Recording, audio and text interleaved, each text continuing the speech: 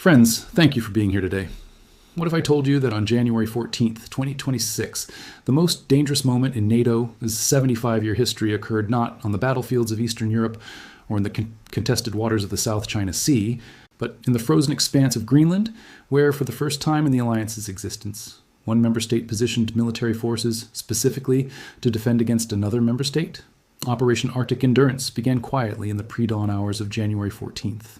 When Danish military transport aircraft departed from bases across Scandinavia, carrying the first wave of what would become the largest European military deployment to the Arctic since World War II.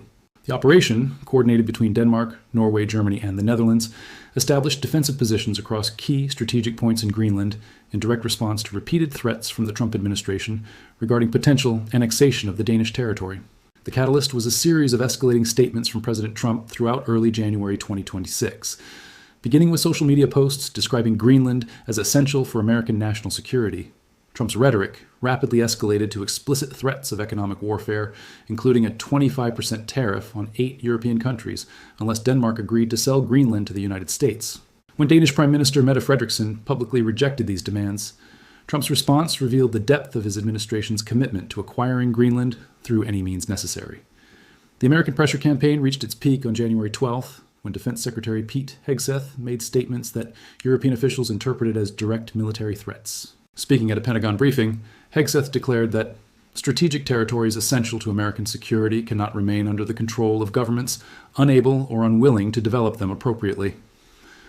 When pressed about whether this applied to Greenland, Hegseth refused to rule out military action, stating only that all options remain on the table.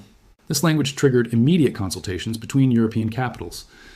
Intelligence intercepts obtained by German BND and shared with NATO allies revealed American military planning documents discussing potential administrative occupation of Greenland, similar to the model used during World War II.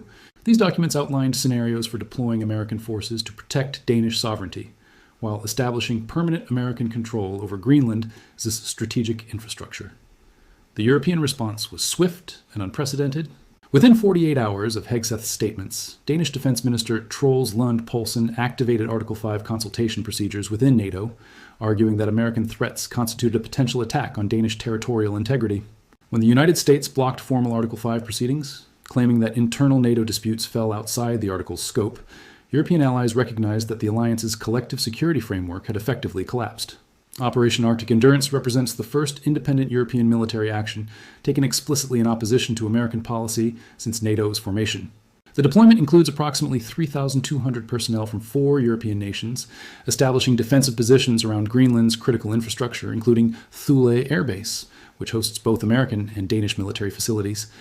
The European forces are positioned specifically to prevent unauthorized American expansion of military activities beyond existing agreements.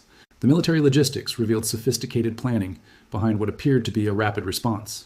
Danish C-130 aircraft, supported by German and Dutch transport planes, established an airlift capability that moved personnel and equipment to Greenland within 72 hours. Norwegian Arctic warfare specialists provided cold weather expertise, while German engineering units rapidly constructed defensive positions and communication infrastructure designed to monitor and, if necessary, challenge unauthorized American military movements. The symbolic significance of European forces taking defensive positions against American expansion cannot be overstated.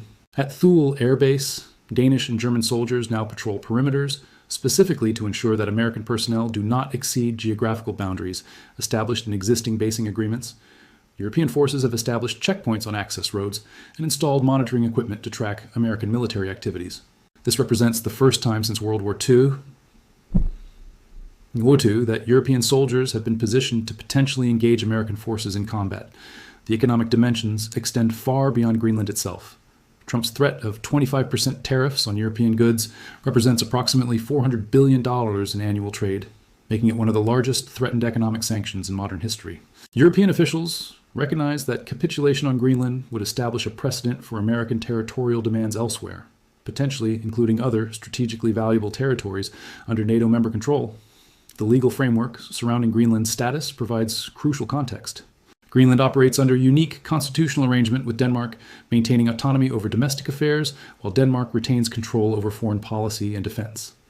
Any transfer to American control would require approval from both the Danish parliament and Greenland's legislature, creating multiple veto points for American acquisition efforts. However, Trump's statements suggest his administration is prepared to bypass these legal requirements through unilateral action.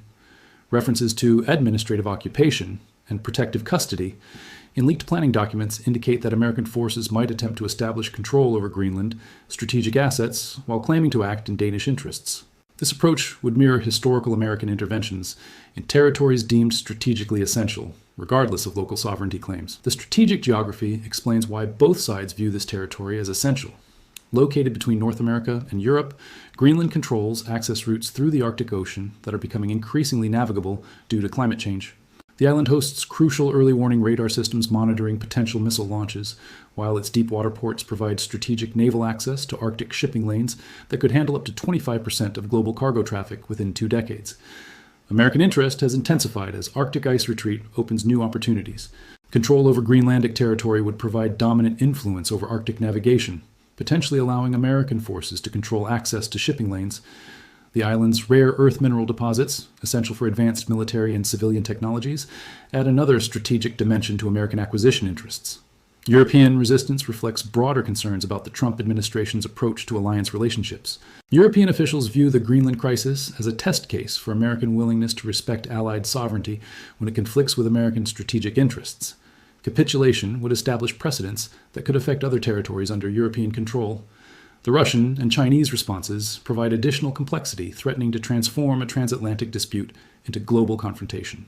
Russian officials have offered security guarantees to Denmark against American territorial expansion, while Chinese diplomatic sources have suggested Beijing might recognize Danish sovereignty over Greenland in exchange for expanded Arctic cooperation agreements. Both offers represent attempts to exploit NATO division for strategic advantage. Russian President Putin's statement describing American threats against Greenland as textbook imperialism carries particular irony, given Russia's own territorial expansions, but signals Moscow's recognition that NATO's internal crisis creates opportunities for Russian advancement in the Arctic region. Chinese interest in Arctic shipping routes means Beijing has strategic incentives to prevent exclusive American control over Greenlandic territory. The domestic political implications in the United States reveal deep divisions within American strategic planning communities. Defense Department sources have leaked concerns that Operation Arctic Endurance represents successful European resistance to American pressure, potentially encouraging similar resistance elsewhere. These sources argue that backing down would weaken American credibility globally, while continuing pressure risks permanent NATO damage. Congressional responses have been divided along partisan lines, with Republicans generally supporting Trump's aggressive stance, while Democrats express concern about long-term alliance costs. Several Republican senators suggest European resistance proves NATO has outlived its usefulness, while Democratic leaders warn that alienating European allies will weaken American global influence and strengthen rival powers.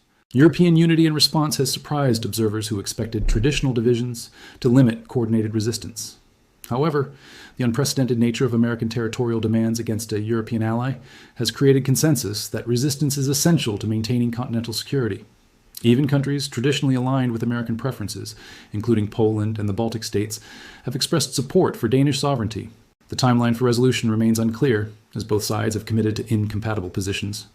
American officials continue describing Greenland acquisition as essential to national security, while European leaders have declared any territorial compromise would establish unacceptable precedents for future American demands.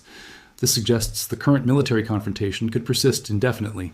The precedent established by Operation Arctic Endurance extends beyond the immediate dispute to encompass broader questions about sovereignty and alliance relationships in the modern international system. If European forces successfully deter American territorial expansion through military deployment, it demonstrates that middle powers can resist great power demands when they coordinate effectively and commit to mutual support.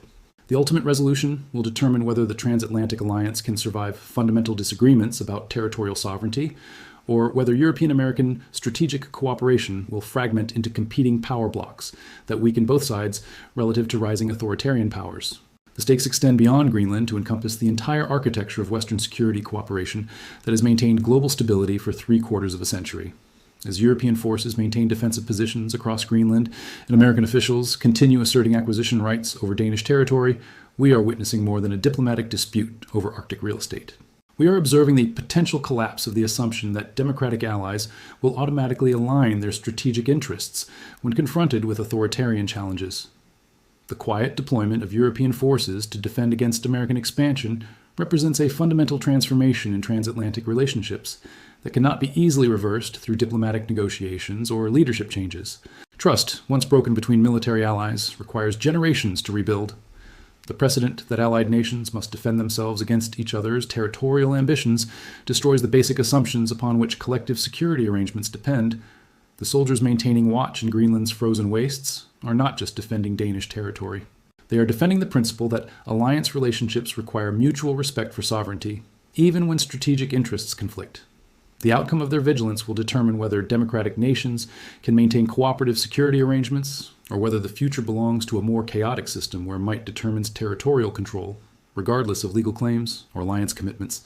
But perhaps most troubling is what this crisis reveals about the fragility of institutional arrangements that have governed international relations for decades. When alliance members position military forces to defend against each other, the basic assumptions underlying collective security collapse. The precedent being established in Greenland's frozen landscape may well determine whether the 21st century will be governed by rules-based international order or by a return to great power competition, where territorial acquisition becomes the primary measure of national strength. The implications extend far beyond Arctic geopolitics to encompass the future of global governance itself.